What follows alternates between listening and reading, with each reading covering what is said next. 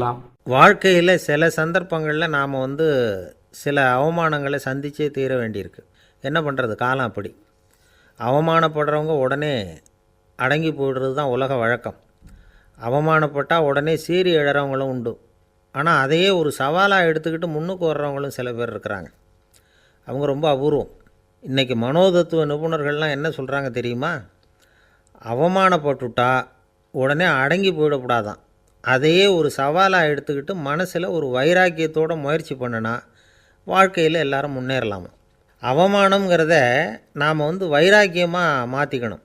அதுதான் வெற்றிக்கு வழி. ராமர் இந்த பூமியில் பிறந்ததே ஒரு வைராக்கியத்தினால தான் சார் அப்படின்னார் ஒருத்தர். எப்படிங்க அது அப்படின்னு கேட்டேன். அவர் சொன்னார், தசரதருக்கு ராமர் குழந்தையாக பிறக்கணும், அப்போ தான் இங்கே இருக்கிற கஷ்டங்கள்லாம் நீங்கும் அப்படின்னு சர்வ லோகமும் எதிர்பார்த்துக்கிட்டு இருக்குது. ஆனால் அவர் எப்போ பிறப்பார் அப்படின்னு யாருக்கும் தெரியல. அந்த காரியம் சீக்கிரம் நடக்கணுமே, அதுக்கு என்ன பண்ணுறது? நாரதர் வந்தார் ஒரு நாள் தசரதரை தேடி. தசரதா, உனக்கு ஒரு செய்தி தெரியுமான்னு ஆரம்பித்தார். அவர் எப்பவும் இப்படித்தானே ஆரம்பிக்கிறது வழக்கம். என்ன விஷயம்னு கேட்டார் தசரதர். தசரதா, நீ அடிக்கடி உன்னோட தேரில் ஏறிக்கிட்டு தேவலோகத்துக்கு போகிற, அங்கே போகிற வர்ற எல்லாம் பண்ணிகிட்ருக்க, எல்லாம் சரி. தேவலோகத்துலேயும் உன்னை நல்லபடியாக தான் வரவேற்கிறாங்க. தேவேந்திரன் உன்னை பிரியமாக அழைச்சிட்டு போய் தன்னுடைய அரியாசனத்திலேயே தனக்கு பக்கத்திலேயே உட்கார வைக்கிறான். நீயும் சந்தோஷமாக உட்காந்து பேசிவிட்டு வந்துடுற. ஆனால் நீ இங்கே வந்ததுக்கு அப்புறம் அங்கே என்ன நடக்குது தெரியுமா உனக்கு அப்படின்னாரான் நாரதர். என்ன நடக்குது எனக்கு ஒன்றும் தெரியலையே அப்படின்னாரான் தசரதர். நாரதர்கிட்ட கிட்டத்தில் கேட்டிருக்கார், கொஞ்சம் சொல்லுங்கள் என்னது அப்படின்னு. அவர் நெருங்கி வந்தாரான் நாரதரும். மெதுவாக அவர் காதோட காதாக சொன்னாராம். அதாவது நம்ம பாஷையில் சொல்லப்போனால் பற்ற வைக்கிறார். நீ அங்கே தேவேந்திரங்கிட்ட உட்காந்து பேசிவிட்டு வந்த பிறகு நீ அங்கே உட்காந்துருந்த அரியாசனத்தை தண்ணி ஊற்றி கழுவி சுத்தப்படுத்துகிறாங்க. நீ என்ன அந்த அளவுக்கு சுத்தம் இல்லாத ஆளா, தினம் குளிக்காமையாக இருக்கிற அப்படின்னாராம். தசரதருக்கு இது ரொம்ப அவமானமாக போயிட்டுது. அப்படியே செய்கிறாங்க அப்படின்னாராம். ஆமாம், நீ வேணும்னா நான் சொல்கிறது உண்மையாக இல்லையா அப்படின்னு சோதனை பண்ணி பார்த்துக்கோ அப்படின்னாரான் நாரதர். உடனே தசரதர் இதுக்காகவே புறப்பட்டு தேவலோகம் போனார். அங்கே வழக்கம் போலவே இவரை கூப்பிட்டு உட்கார வச்சு பேசிக்கிட்டு இருந்தான் தேவேந்திரன். கொஞ்ச நேரம் பேசிக்கிட்டு இருந்துட்டு சரி நான் கிளம்புறேன்னு புறப்பட்டார். சரி, அவனும் வாசல் வரைக்கும் வழி அனுப்பி வச்சுட்டு உள்ளே போயிட்டான். தசரதர் வெளியில் கொஞ்சம் நேரம் மறைஞ்சி இருந்துட்டு மெதுவாக உள்ளே எட்டி பார்த்தார் என்ன நடக்குதுன்னு. நாரதர் சொன்னது உண்மை தான். தசரதர் உட்காந்துருந்த ஆசனத்தை அங்கே 2 தேவர்கள் கழுவி சுத்தப்படுத்திக்கிட்டு இருக்கிறாங்க. தசரதரால் இதை தாங்கிக்க முடியல. அவருக்கு ரொம்ப அவமானமாக போச்சு. நேராக கிடுகிடுன்னு தேவேந்திரங்கிட்டே போனார். நான் உட்காந்துருந்த இருக்கையை சுத்தம் பண்ணுறியே, நான் என்ன அந்த அளவுக்கு பாவியா அப்படின்னு கேட்டார். ரொம்ப கோபமாக கேட்டார். தசரதரே, மனுஷனுக்கு 3 கடன்கள் உண்டு. தேவ கடன், ரிஷி கடன், பித்ரு கடன். இதை தீர்க்காதவன் பாவியாகிறான். இதில் மகனை பெறுவதால் தான் பித்ரு கடன் தீரும். உனக்கு மகன் கிடையாது, அதனால் நீ பாவி ஆகிற. பாவி உட்காந்துருந்த இடம்ங்கிறதுனால அதை சுத்தம் செய்ய வேண்டியது எங்கள் கடமை அப்படின்னு நானான் தேவேந்திரன். இந்த இடத்துல தசரதருக்கு ஏற்பட்ட அவமானம் ஒரு வைராக்கியமாக மாறிச்சு. தேவேந்திரனே கேட்டுக்கோ, ஒரு மகனை பெற்ற பிறகு தான் இந்த சபையில் மறுபடியும் அடி எடுத்து வைப்பேன் அப்படின்னு சொல்லிவிட்டு போயிட்டாரான். போய் புத்திர காமேஷ்டி யாகம் பண்ணார். புத்திரர்கள் பிறந்தார்கள். இந்த கதையில் உள்ள கருத்து என்னென்னா, தேவேந்திரன் தசரதரை அப்படி அவமானப்படுத்தலைன்னா அவருக்கு இப்படி ஒரு வைராக்கியம் பிறந்திருக்குமா? யோசித்து பார்க்கணும். நமக்கு ஏற்படுகிற சில அவமானங்களையும் வைராக்கியமாக மாற்றிக்குவோம். அப்படி மாற்றிக்கிட்டோம்னா வாழ்க்கையில் முன்னேறலாம். நம்ம ஆளுங்க சில பேர் அவமானத்தை வைராக்கியமாக மாற்றிக்கிறது எப்படி தெரியுமா?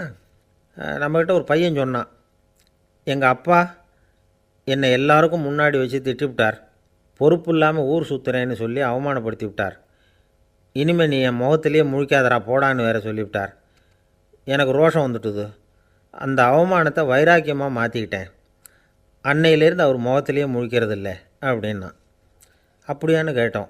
ஆமாங்க, அவர் வீட்டில் இல்லாத நேரமாக பார்த்து உள்ள சமையல் கட்டுக்கு போய் சாப்பிட்டுட்டு நைஸாக வெளியில் வந்துடுவேன் அப்படிங்கிறான் அவன். ஒருத்தர் குதிரை ரேஸுக்கு போனார், பணம் கட்டினார், தோற்று போயிட்டார். மறுபடியும் போனார், பணம் கட்டினார், தோற்று போனார். அடுத்த தடவையும் பணம் கட்ட போனப்போ அவரை தடுத்து கேட்டோம், ஏன் சார் ஏற்கனவே விட்டது போதாதா, இன்னமும் இருக்கிறத விடணுமா அப்படின்னு கேட்டோம். விட்டதையெல்லாம் மொத்தமாக எடுக்க வேணாமா சார், அதுக்காக தான் தொடர்ந்து பணம் கட்டுறேன்னார் அவர். இவரை திருத்துறது ரொம்ப கஷ்டம். இது ஒரு மனநோய். மனநோய்களில் பல வகை உண்டு. மனநோய்கள் பிரிவு அட்டவணையில் சூதாட்டம்ங்கிறது அவதியுறும் நோய் அப்படிங்கிற தலைப்பில் வருது. சூதாட்டம் 2 வகைப்படும்னு சொல்கிறாங்க உளவியல் நிபுணர்கள். ஒரு வகை எப்படின்னா, நண்பர்களோடு சேர்ந்துக்கிட்டு மகிழ்ச்சியும் கிளர்ச்சியும் அடையிறதுக்காக ஈடுபடுறது. பிரச்சனைகளை தீர்க்கறதுல ஒரு ஆர்வம், கேளிக்கைக்காக கொஞ்சம் விட்டு பிடிக்கிறது அப்படிங்கிற மனுஷனுடைய அடி மனசில் உள்ள விபரீத பிணைய சுபாவம், இதெல்லாம் அதுக்கு காரணம். இன்னொரு வகை எப்படின்னா, சூதாட்டத்தில் ஈடுபட்டு ஒரு கட்டாய நிலைமைக்கு ஆளாயிடுறது. ஈடுபடு அப்படின்னு மனசு ஒரு வெறித்தன்மையை தூண்டிக்கிட்டே இருக்கும். இப்படிப்பட்டவங்களுக்கு நாம் தோத்துக்கிட்டு இருக்கோங்கிறது தெரியும், நாம் ஜெயிக்கிறதுக்கான சந்தர்ப்பம் இல்லைங்கிறதும் தெரியும். இதனால் நமக்கும் கஷ்டம், நம்ம சுற்றி இருக்கிறவங்களுக்கும் கஷ்டங்கிறதும் புரியும். அப்படி இருந்தும் சூதாடுவாங்க. இதுக்கு காரணம் சூதாடியின் பகற்கனவு அப்படிங்கிறாங்க நிபுணர்கள். இந்த நிலைமைக்கு கட்டாய சூதாட்டம் அல்லது நிர்பந்த சூதாட்டம் அப்படின்னு பேர் வச்சிருக்கிறாங்க. இப்படிப்பட்ட ஆசாமி இருக்கிறது பூரா விட்டுருவான், கடன் வாங்குவான், திருடுவான். இருந்தாலும் என்னைக்காவது ஒரு நாள் ஜெயிச்சிருவேன் அப்படின்னு சொல்லிக்கிட்டே இருப்பான். விட்டதை எடுத்துருவேங்கிற ஒரு நம்பிக்கை சுடர் அவனுக்குள்ளே எரிஞ்சிக்கிட்டே இருக்கும். இவனை மனநோயாளி அப்படின்னு சொல்லிட முடியாதான். என்ன காரணம்னா, இது மாதிரி ஆளுங்க கிட்ட மன போராட்டமோ கவலையோ பதட்டமோ இருக்கிறது இல்லை. சில விசேஷமான குணங்கள் இவங்க கிட்ட உண்டு. எதிர்ப்பு உணர்ச்சி, சிறுபிள்ளைத்தனம், சட்ட திட்டங்களையும் சம்பிரதாயங்களையும் உட தெரியாத மனப்போக்கு, பொறுப்பில்லாத தன்மை, நெறி தவறி நடக்கிறது எல்லாம் இவங்ககிட்ட உண்டு. ஆனால் வெளிப்பார்வைக்கு ரொம்ப சிநேகமாக இருப்பாங்க, அன்பாக இருப்பாங்க. அப்படி இருக்கிறதாக காட்டிக்குவாங்க. ஆதாயம், சுயலாபம் இதெல்லாம் கருதி தான் பழகுவாங்க. இவங்க கேட்குறப்ப நாம் பணம் கொடுக்கலன்னு வச்சுக்கோங்க, நம்மளை கை விட்டுருவாங்க. நம்ம மேலே அபாண்டமாக பழி சுமத்துறது கூட தயங்க மாட்டாங்க. தங்களுடைய சூதாட்ட நடவடிக்கைகளுக்கு சாதகமான காரணங்களை சொல்லிகிட்டு இருப்பாங்க. நீ வேணும்னா பாரு, ஒரே நாளில் நான் இழந்ததையெல்லாம் மீட்டு லட்சாதிபதி ஆறேன்னா இல்லையா பாரு அப்படிம்பாங்க. தோற்று போகிறத ஒரு படிப்பினையாக இவங்க எடுத்துக்கிறதே இல்லை. தோற்று போகிறதுலேயே இவங்களுக்கு ஒரு அலாதியான சுகம். தனக்குத்தானே துன்பத்தை வரவழைச்சிக்கிட்டு இன்பம் அடையிறதுக்கு தன்வதை சுகம் அப்படின்னு பேர். இவங்கெல்லாம் அந்த ரகம். சில பேர் எப்படி தெரியுமா, மந்திர எண்ணங்களை வரவழைச்சிக்கிறது, சூதாடுறதுக்காக ஆஃபீஸில் கையாடல் பண்ணுறது, அடுத்தவங்க கிட்டேருந்து திருடுறது. இந்த மந்திர எண்ணம் தீவிரமாச்சுன்னா ஒரு மாதிரியாக பேச ஆரம்பிச்சிருவாங்க. தோல்வி தான் சார் வெற்றிக்கு முதல் படியும்பாங்க. தன்னால் பகடக்காய்களையும் குதிரை ஓட்டிகளையும், அதாவது இந்த ஜாக்கிகள், அதெல்லாம் கட்டுப்படுத்த முடியுங்கிற பித்து நிலைக்கு இவங்கெல்லாம் தள்ளப்பட்டுருவாங்க. சில சூதாடிகளை ஆராய்ச்சி பார்த்ததில் என்ன தெரிய வந்தது தெரியுமா, அவங்கெல்லாம் குழந்தை பருவத்தில் அன்புக்காக ஏங்கினவங்களாம், புறக்கணிக்கப்பட்டவங்களாம், உதவிகளை பெற முடியாதவங்க, இப்படிலாம் இருந்திருக்கிறாங்க. இவங்க வளர வளர மற்றவங்க சௌகரியம் பற்றி அக்கறை இல்லாதவங்களாக ஆயிடுறாங்க. அதிர்ஷ்ட தேவதை தன்னோடு இருக்கிறாங்க அப்படிங்கிற அசையாத நம்பிக்கை இவங்களுக்கு. இவங்களை திருத்துறது ரொம்ப கஷ்டம். அதனால் பந்தயம், சூதாட்டம் இது மாதிரியான விஷயங்களை விட்டு விலகியே இருக்கிறது தான் நமக்கு நல்லது. ஒரு ஆள் சொன்னான், என்னுடைய குதிரை வேகமாக ஓடுறதுக்கு என்ன வழி அப்படின்னு கால்நடை மருத்துவர்கிட்ட யோசனை கேட்டேன். அவர் ஒரு பாட்டில் நிறைய மாத்திரைகளை கொடுத்து தினம் 2 மாத்திரை விதமாக கொடுக்க சொன்னார். முதல் நாள் 2 மாத்திரையை கொடுத்துட்டு அது மேலே ஏறி உட்கார்றதுக்கு போனேன். அவ்வளவுதான். அதுக்குள்ளே அது அம்பு மாதிரி பாஞ்சு ஓடி போச்சு. நான் இன்னும் உட்காரவே இல்லை, அதுக்குள்ளே பாஞ்சு ஓடி போச்சு அப்படின்னா. அடடா, அப்புறம் நீங்கள் என்ன பண்ணீங்க அப்படின்னு கேட்டாங்க. என்ன பண்ணுறது, மீதி மாத்திரை பூராவே நான் முழுங்கி விட்டு அதுக்கப்புறம் துரத்தி பிடிச்சி அது மேலே ஏறி உட்காந்தேன் அப்படின்னா அவன். ஒரே ஒரு ஊரில் ஒரு ராஜா இருந்தார். அவர் பேரில் மக்களுக்கு ரொம்ப மரியாதை. அவ்வளவு நல்லா ஆட்சி புரிஞ்சுக்கிட்டு வந்தார். அவருக்கு வயசாயிட்டுது. அதனால் ஒரு நாள் அமைச்சரை கூப்பிட்டார். இதை பாருங்கள், எனக்கு வயசாயிட்டுது, அதனால் இந்த அரச பொறுப்பையெல்லாம் நீங்கள் ஏற்றுக்குங்க அப்படின்னார். அதுக்கப்புறம் ராணியை கூப்பிட்டார். வா, நாம் இனிமேல் இங்கே இருக்க வேணாம், காட்டுக்கு போய் தவம் பண்ணலாம் அப்படின்னு கூப்பிட்டார். இந்த செய்தி மக்களுக்கு அறிவிக்கப்பட்டது. மக்கள் உடனே கூட்டமாக அரண்மனைக்கு வர ஆரம்பிச்சிட்டாங்க. மன்னரை போய் பார்க்குறாங்க. அரசே, தாங்கள் எங்களுக்கு தந்தை மாதிரி. நீங்கள் காட்டுக்கு போயிட்டால் நாங்கள்லாம் இங்கே எப்படி இருக்க முடியும்? எங்களுக்கெல்லாம் எந்த துன்பமும் இல்லாமல் பார்த்துக்கிட்டு வர்றீங்க. இது மாதிரியான ஒரு அரசாட்சி இல்லைன்னா மக்கள் வாழ்ந்து என்ன பயன் அப்படின்னாங்க. இருந்தாலும் என்ன பண்ணுறது, வயசாயிட்ட காரணத்தினால இந்த முடிவுக்கு வர வேண்டியிருக்குது அப்படின்னாரா ராஜா. அப்படின்னா நீங்கள் காட்டுக்கு போக வேணாம், நாங்கள் போகிறோம். நாங்கள் அங்கே போய் தவம் பண்ணுறோம், வழிபாடு பண்ணுறோம். கடவுள் வருவார், அவர்கிட்ட வரம் வாங்கிட்டு வந்துடுறோம் அப்படின்னாங்களாம். அப்படி சொல்லிவிட்டு உடனே எல்லாரும் காட்டுக்கு போனாங்க. நாட்டு மக்கள் எல்லாரும் ஒட்டு மொத்தமாக வந்து காட்டில் உட்காந்துக்கிட்டு தவம் பண்ணுறதை பார்த்தார் கடவுள். உடனே புறப்பட்டு வந்தார். எல்லாரும் இப்படி வந்து உட்காந்துருக்கிறீங்களே, என்ன வேணும் உங்களுக்கு அப்படின்னு கேட்டார். உடனே மக்கள் எல்லாரும் ஒரு குரலில் சொன்னாங்க, சுவாமி, எங்கள் மன்னன் ரொம்ப நாளைக்கு நல்லபடியாக இருக்கணும். அவர் வந்து மகிழ்ச்சியாகவும் உடல் நலத்தோடும் இருந்தால் தான் நாங்கள் அமைதியாக வாழ முடியும் அப்படின்னாங்க. சரி, அதுக்கு என்ன செய்யணும் அப்படின்னார் ஆண்டவன்.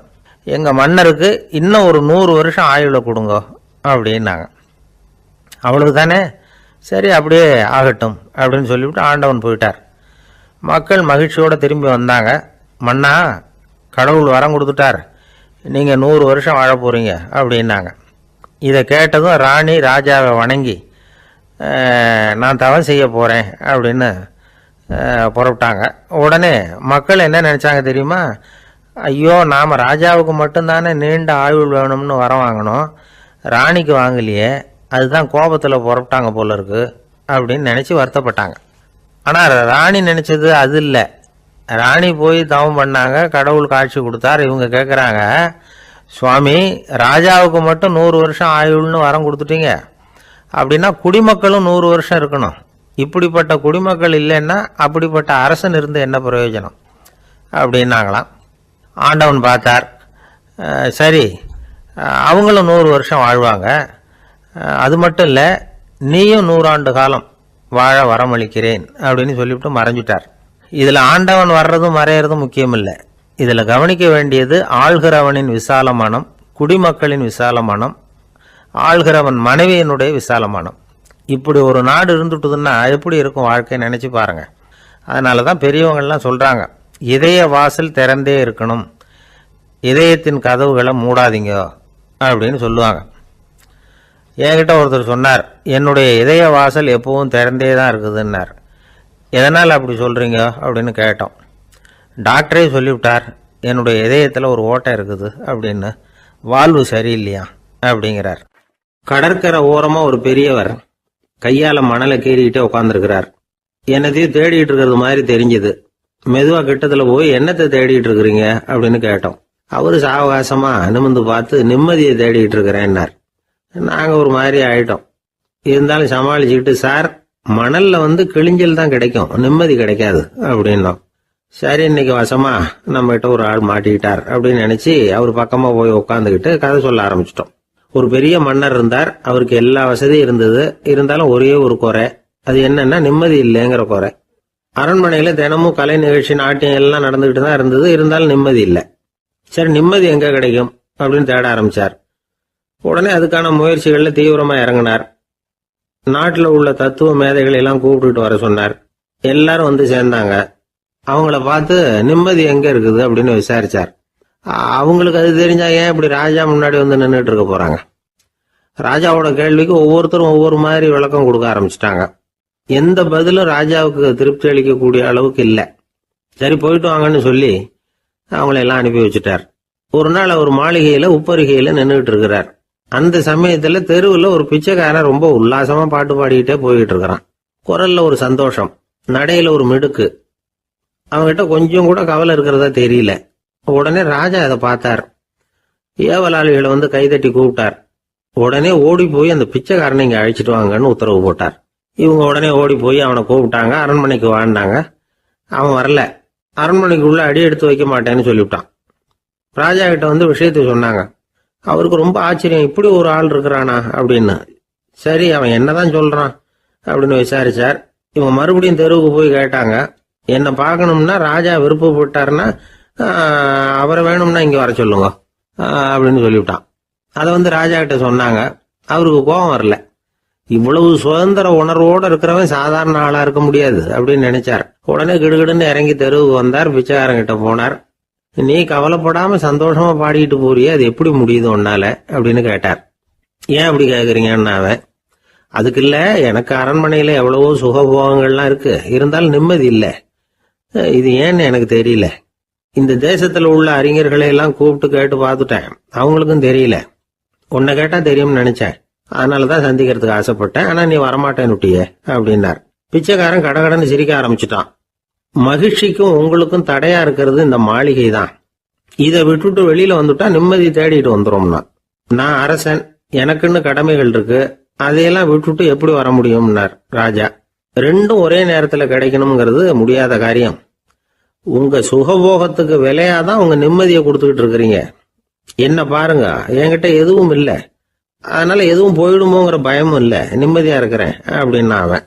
ராஜா உடனே சந்தோஷப்பட்டு தன்னுடைய மேலங்கியை எடுத்து அவனுக்கு பரிசா கொடுத்தாரான். அவன் சிரிச்சுக்கிட்டே அதை வாங்க மாட்டேன்னு விட்டானான். இதை நீங்க எனக்கு கொடுக்கறதுனால எந்த பயனும் இல்லை, அதே நேரத்தில் அதை வாங்கிட்டேன்னா அடுத்த வினாடியிலிருந்து அதை எப்படி காப்பாத்துறதுங்கிற கவலை எனக்கு வந்து சேர்ந்துடும், அப்புறம் தூக்கம் வராது, நிம்மதி போயிடும் அப்படின்னானா. சொல்லிவிட்டு அவன் பாட்டுக்கு சந்தோஷமா பாடிக்கிட்டே போயிட்டான். நிம்மதி எங்க இருக்குங்கிறதையும் ராஜா தெரிஞ்சுக்கிட்டார். அந்த இடத்துக்கு தன்னால போக முடியாதுங்கிறதையும் அவர் புரிஞ்சுக்கிட்டார்.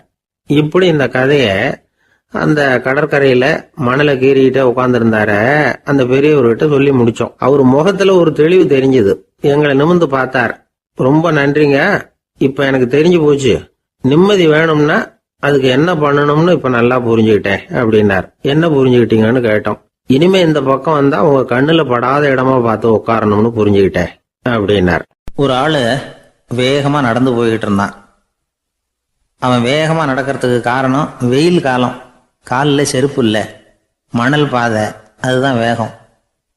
காலில் செருப்பும் இல்லாம கையில குடையும் இல்லாம அந்த ஆளு வெயில்ல நடந்து போய்கிட்டு இருக்கிறான். அந்த சமயத்துல இன்னொருத்தன் குதிரை மேல ஏறி அந்த வழியா வந்துகிட்டு இருக்கிறான். அவன் காலில் செருப்பும் இருந்தது, கையில குடையும் இருந்தது. நடந்து போய்கிட்டு இருந்தவன் அந்த குதிரை ஆசாமியை பார்த்து கேட்டான், ஐயா, நீங்களும் குதிரை மேல உட்காந்துக்கிட்டு போய்கிட்டு இருக்கிறீங்க, அப்படி இருக்கிறப்போ உங்களுக்கு அந்த செருப்பு என்னத்துக்கு, அதை எனக்கு கொடுத்து உதவலாமே அப்படின்னா. குதிரை மேல உட்காந்துருந்தவன் யோசனை பண்ணி பார்த்தான். இவன் சொல்றது நியாயம்தானே அப்படின்னு சொல்லி தன்னுடைய செருப்பை கழட்டி அந்த வழிப்போக்கனுக்கு கொடுத்துட்டான். ரொம்ப நல்லதுங்க அப்படின்னு சொல்லி இவன் அதை வாங்கி காலில் மாட்டிக்கிட்டான். அதுக்கப்புறம் மறுபடியும் இவன் ஆரம்பிச்சான், ஐயா, நீங்க குதிரையில் போறதுனால போக வேண்டிய இடத்துக்கு வேகமா போய் சேர்ந்துருவீங்க, அதனால உங்க கையில் அந்த குடை என்னத்துக்கு, நான் நடந்து போயிட்டு இருக்கிறவன் ரொம்ப நேரம் நடக்க வேண்டியிருக்கும் இந்த வெயில்ல, அதனால அந்த குடையையும் எனக்கு கொடுங்களேன் அப்படின்னா.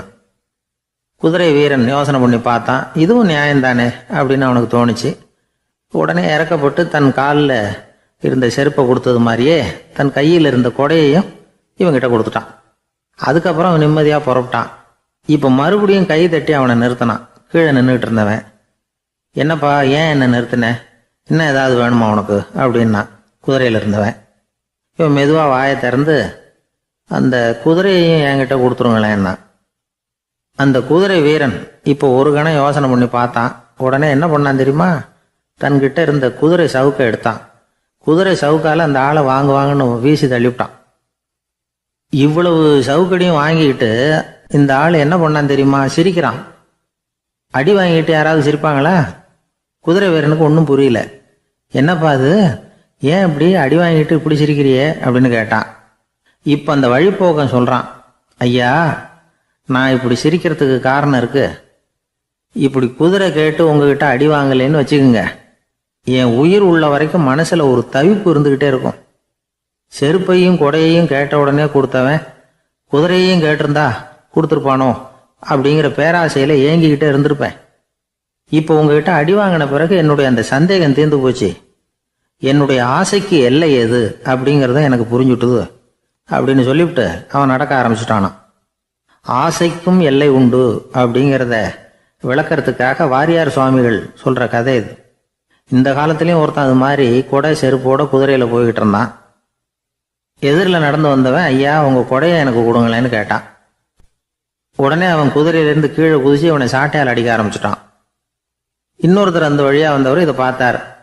ஏன்பா, அவன் கேட்டான், உன்னால முடியலன்னா இல்லைன்னு சொல்லிட வேண்டியது தானே, அதுக்காக ஏன் இப்படி அவனை போட்டு அடிக்கிறேன்னு கேட்டார்.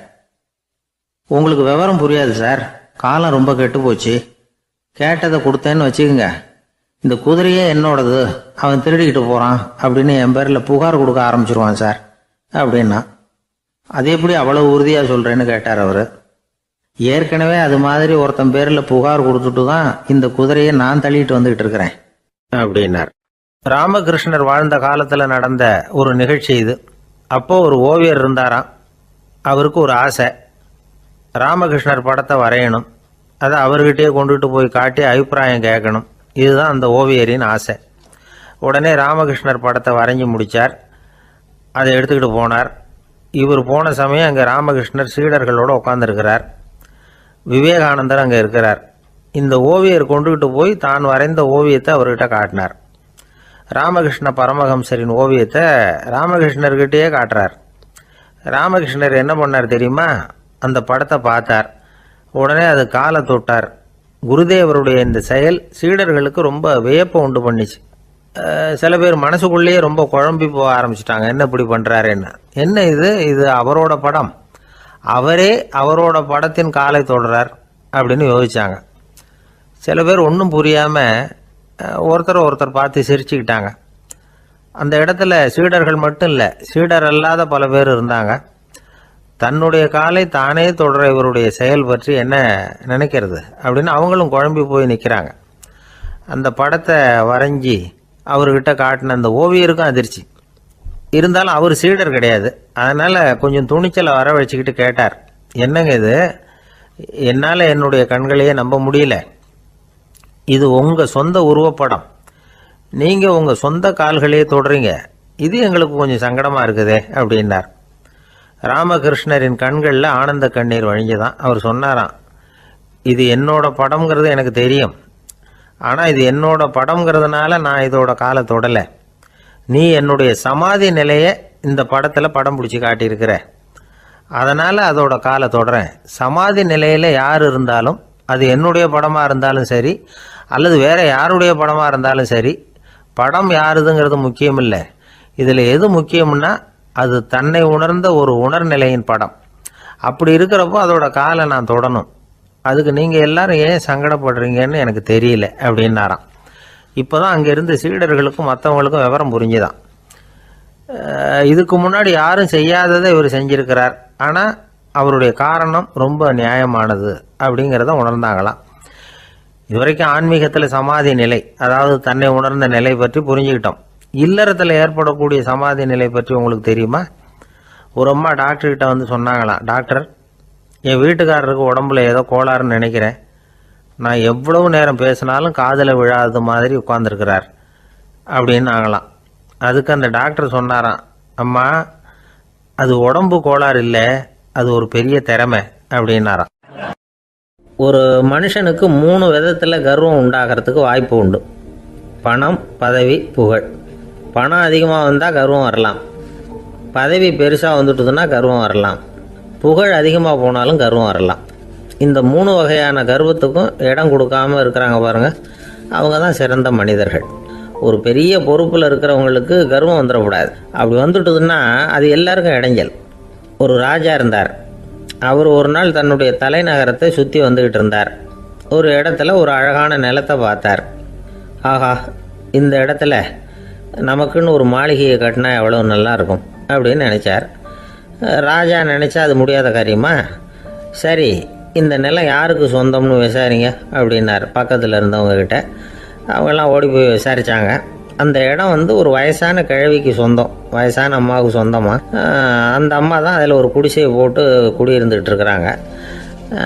சரி, அந்த நிலத்துக்கு ஒரு விலையை நிர்ணயம் பண்ணி அதை அந்த வயசான அம்மாக்கிட்ட கொடுத்துருங்கோ அப்படின்னு உத்தரவு போட்டார் ராஜா. ஆனால் அந்த அம்மா, இது எங்கள் பூர்வீக இடம், இதை விற்க மாட்டேன் அப்படின்னு சொல்லிவிட்டுது. சரி, 2 பங்கு விலை கொடுக்குறோம்னு சொல்லி பாருங்க அப்படின்னாங்க. அப்படியே சொன்னாங்க அரண்மனை ஆட்கள். அதுக்கும் சம்மதிக்கலை அந்த அம்மா. இதை கேள்விப்பட்டதும் ராஜாவுக்கு கோபம் வந்துட்டுது. தன்னுடைய ஆளுங்களை கூப்பிட்டார். போய் அந்த குடிசையை பிரித்து எறிங்க, காசெல்லாம் ஒன்றும் கொடுக்காதீங்க அப்படின்னு கத்தினார். அவ்வளோதான். அடுத்த நிமிஷம் அரண்மனை ஆசாமிகள் போனாங்க, குடிசையை பிரித்து எரிஞ்சாங்க. அந்த வயசான அம்மா இருக்குது, அதுவும் அந்த இடத்த விட்டு துரத்தி விட்டாங்க. அந்த இடத்துல ஒரு அரச மாளிகையை கட்டி முடிச்சிட்டாங்க. அந்த வயசான அம்மா பாவம், ராஜாவே இப்படி பண்ணால் யார்கிட்ட போய் முறையிட முடியும்? ஒரு ஞானி இருந்தார், அவர்கிட்ட போய் சொன்னாங்க. அவர் இவங்க சொன்னதை கேட்டு மனசில் வச்சுக்கிட்டார். ஒரு நாள் அந்த ராஜாவே இந்த ஞானியை கூப்பிட்டார். புதுசாக ஒரு மாளிகை கட்டியிருக்கிறேன், வந்து பாருங்கன்னு. சரின்னு சொல்லி இந்த பெரியவர் ஒரு நாள் இந்த மாளிகைக்கு போனார். சும்மா போகல, ஒரு கழுதையையும் ஓட்டிகிட்டு போனார். கொஞ்சம் சாக்குகள், வெத்து சாக்கு, அதையும் எடுத்து கழுதை முதுகில் போட்டு கழுதையை ஓட்டிகிட்டு போகிறார். ராஜா பார்த்தார். அவருக்கு இது ஆச்சரியமாக இருந்தது. என்ன இது மாளிகைக்கு வந்துட்டு போங்கன்னு கூப்பிட்டா கழுதை சாக்கு இதெல்லாம் கொண்டு வராரு, ஒன்றும் புரியலையேன்னு நினச்சார். எதுக்காக இதெல்லாம்னு கேட்டார். அரசருடைய தோட்டத்திலேருந்து கொஞ்சம் மண் எடுத்துகிட்டு போகிறதுக்கு ஆசைப்பட்றேன், அதுக்கு நீங்கள் அனுமதி கொடுக்கணும் அப்படின்னாரு இவர். இது என்ன வேடிக்கையான கோரிக்கையாக இருக்குது அப்படின்னு நினச்சார் ராஜா. இருந்தாலும் மண்ணு தானே கேட்குறாரு, எடுத்துகிட்டு போகட்டுமே அப்படின்னு நினச்சார். சரின்னு அனுமதி கொடுத்தார். அந்த பெரியவர் தோட்டத்துக்கு போனார், மண்ணை வெட்டினார், சாக்கில் போட்டு நிரப்புனார். ராஜாவை கொஞ்சம் கிட்ட வாங்கன்னு கூப்பிட்டார். இந்த மண் மூட்டையை தூக்கி கழுதையோட முதுகில் வைக்கணும், கொஞ்சம் உதவி பண்ணுங்கன்னார். ஓ பண்ணுறேனே அப்படின்னு சொல்லி ராஜா கிட்ட போனார். மூட்டையை தூக்கி பார்க்குறாரு, முடியல, திணறி போயிட்டார். இப்போ அந்த ஞானி பேசினாராம். அரசே, இந்த ஒரு சாக்கு மண்ணையே உங்களால் தூக்க முடியல, அந்த கிழவிகிட்ட இருந்து அந்த அக்கிரமமாக அபகரித்த இந்த தோட்டம் பூராவையும் சுமக்கணும்னு ஆசைப்படுறீங்களே, அது உங்களால் முடியுமா அப்படின்னு கேட்டாராம். ராஜா யோசனை பண்ண ஆரம்பித்தார். தன்னுடைய செயலுக்காக வருத்தப்பட்டாராம். அந்த வயசான அம்மாவை உடனடியாக வரவழைச்சார். தாயே, தப்பு பண்ணிட்டேன், என்னை மன்னிச்சுக்குங்க, இன்னையிலேருந்து இந்த மாளிகையும் தோட்டமும் உங்களுக்கு தான் சொந்தம் அப்படின்னு சொல்லிவிட்டாராம். போகிறப்ப இந்த உலகத்திலேருந்து எண்ணத்தை எடுத்துகிட்டு போக போகிறோம், அதனால் ரொம்பவும் அலட்டிக்க வேண்டியதில்லை, கர்வப்பட வேண்டியதில்லை அப்படிங்கிறது ஒரு பெரிய உபதேசம். ஒரு பெரிய மனுஷன் சாக கிடந்தார், ரொம்பவும் அழுதார். ஏன் அழறீங்க அப்படின்னு கேட்டாங்க சுற்றி இருந்தவங்க. நான் சாகிறதுக்காக கவலைப்படலை, நான் நம்ம ஜனங்களுக்காக எவ்வளவோ காரியம்லாம் செஞ்சுக்கிட்டு வந்தேன். நான் செஞ்சுக்கிட்டு வந்த சேவையை இனிமேல் யார் செய்ய போகிறாங்க, அது யாரால முடியும், அதை நினச்சி தான் அழறேன் அப்படின்னாராம். ஒருத்தர் முன்னாடி வந்தார். அதுக்காக நீங்கள் கவலைப்படாதீங்க, உங்கள் சேவையை தொடர்ந்து செய்கிறதுக்கு என்ன மாதிரி இளைஞர் பட்டாளம் தயாராக இருக்குது, இருந்தாலும் எங்கள் கவலை என்னென்னா அப்படின்னு இழுத்தார். என்ன சொல்லுங்கன்னு கேட்டார் அவர். நீங்கள் இது வரைக்கும் என்ன சேவை செஞ்சுக்கிட்டு வந்தீங்க, அதுதான் எங்களுக்கு இன்னமும் புரியாத புதிராக இருக்குது அப்படின்னாராம் அவர். ஒரு நண்பர் சினிமா படம் தயாரிக்கிறவர், அவர்கிட்ட ஒரு நாள் பேசிக்கிட்டு இருந்தேன். அது எப்படி சார், நீங்கள் எடுக்கிற எந்த படமும் கையை கடிக்காத அளவுக்கு எடுத்துடுறீங்களே, அது எப்படின்னு கேட்டேன். அது ஒன்றும் பெரிய விஷயம் இல்லை சார், பெண்களுக்குன்னு சில உருக்கமான காட்சிகள், இளைஞர்களுக்குன்னு சில நடனங்கள், அடிதடி காட்சிகள், அப்புறம் வயசானவங்களுக்குன்னு சில ஆன்மீக காட்சிகள், சின்ன பிள்ளைங்களுக்கு சிரிப்பு, இப்படி எல்லாமும் சேர்த்து நான் படம் எடுக்கிறேன். மசாலா படம்னு பேர். இது ரொம்ப பெருசாக இல்லைன்னாலும் ஓரளவுக்கு சுமாராக ஓடிரும், கையை கடிக்காது அப்படின்னார். இது ஒரு உத்தி. சில பத்திரிகை ஆசிரியர்களும் இந்த உத்தியை கையாளுறது உண்டு. இந்த உத்திக்கு பார்னம் உத்தி அப்படின்னு பேர், பார்னம் எஃபெக்ட் அப்படின்னு சொல்லுவாங்க. அதாவது ஃபீனியஸ் டி பார்னம் அப்படின்னு ஒருத்தர் அமெரிக்காவில் இருந்தாராம். அதாவது 19ஆம் நூற்றாண்டில் அமெரிக்காவில் கொடிகட்டி பறந்த ஒரு சர்க்கஸ் நிறுவனத்தின் அதிபர் அவர். இந்த உலகத்தில் ஒவ்வொரு நிமிஷமும் ஒரு ஏமாளி பறந்துக்கிட்டே இருக்கிறான் அப்படிங்கிறது அவருடைய சித்தாந்தம். ஒவ்வொருத்தரையும் திருப்திப்படுத்துகிற அளவுக்கு அம்சங்களை கொஞ்சம் கொஞ்சமாக கலந்து கேளிக்கை நிகழ்ச்சிகளை நடத்தினது தான் அவருடைய மகத்தான வெற்றிக்கு காரணம். அதனால் அந்த உத்தியை யார் கடைப்பிடிச்சாலும் சரி, அதுக்கு பார்னம் உத்தி அப்படின்னு பேர் வந்துட்டுது. ஜோசியம் சொல்கிறவங்களுக்கும் இந்த உத்தி தான் கை கொடுக்குது. ஒரு விஷயத்தை ஒருத்தருடைய கோள் நிலைகள் அல்லது கையெழுத்து நிரூபிக்கிறதாக அவர்கிட்ட சொன்னால் அதை அவர் நம்பிவிடுவார். ஆனால் அந்த விஷயம் நல்லதாக இருக்கணும், நேர்மையானதாக இருக்கணும், அதாவது பாசிட்டிவாக இருக்கணும். 8ஆம் இடத்துல குரு, 9ஆம் இடத்துல சனி, நீங்கள் ஒரு பெரிய மேதை தான் அப்படின்னு சொல்லுவாங்க. கேட்குறவங்களுக்கு அதை மறுக்கிறதுக்கு மனசு வராது. அப்படி சொல்லும் பொழுது கூடவே என்ன கொஞ்சம் முன்கோபம் அதிகமாக இருக்கும், இருந்தாலும் அது உடனே மறைஞ்சிரும் அப்படின்னு சில அற்ப விஷயங்களையும் சொன்னாலும் அதையும் சரிதான்னு சொல்லி ஒத்துக்குவாங்க. ஆளுமையை எடை போடுகிற ஒரு நிறுவப்பட்ட உத்தியின் மூலமாக தன்னுடைய குணாதிசயங்கள் கண்டுபிடிக்கப்பட்டதாக அவர் நம்புறது தான் இதுக்கு காரணம். இந்த மாதம் பணத்தட்டுப்பாடு கொஞ்சம் இருக்கும், உடம்புல ஏதாவது கொஞ்சம் அசௌகரியம் இருக்கும், வீட்டுக்குள்ளே லேசாக மனஸ்தாபம் வரலாம், இது மாதிரி பொதுப்படையாக சிலதை சொன்னாலே போதும், மக்களை நம்ப வச்சுடலாம். இதெல்லாம் நமக்கு மட்டும்தான் ஏற்படுது அப்படின்னு சொல்லி அவங்க நினைக்கிறது தான் காரணம். இதுதான் பார்னம் உத்திங்கிறது. மனிதர்கள் பாராட்டுக்களை விரும்புகிறதும் விமர்சனங்களை வெறுக்கிறதும் பார்னம் உத்தியின் அடுத்த கூறு. அதனால் ஒருத்தருக்கு ஜோசியம் சொன்னாலும் சரி, அவருடைய ஆளுமையை மதிப்பிடுறதாக இருந்தாலும் சரி, அவரை புகழற மாதிரி இருந்தாலும் சரி, அப்படி இருந்தால் தான் அது சரியாக இருக்கும். சாதகமான விஷயங்களை அதிகமாகவும் பாதகமான விஷயங்களை நாசூக்காகவும் சொன்னால் மக்கள் அதை நம்பிடுவாங்க. ஒருத்தரை கருமின்னு சொன்னால் ஏற்றுக்க மாட்டார்.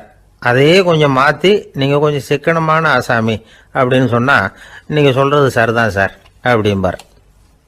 நீங்கள் பெரிய செலவாளி தான், இருந்தாலும் நல்ல விஷயங்களுக்கு தான் செலவழிப்பீங்க அப்படின்னு சொல்லணும். இப்படி இந்த வாரணம் உத்தியை கடைபிடிச்சி இன்னைக்கு வெற்றிகரமாக காலம் தள்ளுறவங்க நிறைய பேர் இருக்கிறாங்க. இந்த உலகத்தில் ஒவ்வொரு நிமிஷமும் ஒரு ஏமாளி பறந்துக்கிட்டே இருக்கிறான் அப்படிங்கிறது தான் ஃபீனியஸ் பார்னம் அவர்களுடைய நம்பிக்கை. அதை விட அடுத்தவங்களை ஏமாளியாக நினைக்கிற மனுஷர்கள் தான் இன்னைக்கு உலகத்தில் ரொம்ப அதிகம். ஒருத்தர் தன்னுடைய மேல் அதிகாரிகிட்ட போய், ஐயா ஒரு நாள் லீவு வேணும், என் தங்கச்சிக்கு கல்யாணம் அப்படின்னார். அவர் பார்த்தார், ஒரு 10 நிமிஷம் வெளியில் இருங்கன்னார். 10 நிமிஷம் கழித்து கூப்பிட்டார், இதை பாருங்க நீங்கள் சொல்கிறது பொய், இப்போ உங்கள் தங்கச்சிக்கு ஃபோன் பண்ணேன், அவங்க தனக்கு 2 வருஷத்துக்கு முன்னாடியே கல்யாணம் ஆகிட்டதாக சொல்கிறாங்க அப்படின்னார். உடனே இவர் சொன்னார், சார் இப்போ நீங்கள் சொல்கிறதும் பொய்யா தான் இருக்கணும்.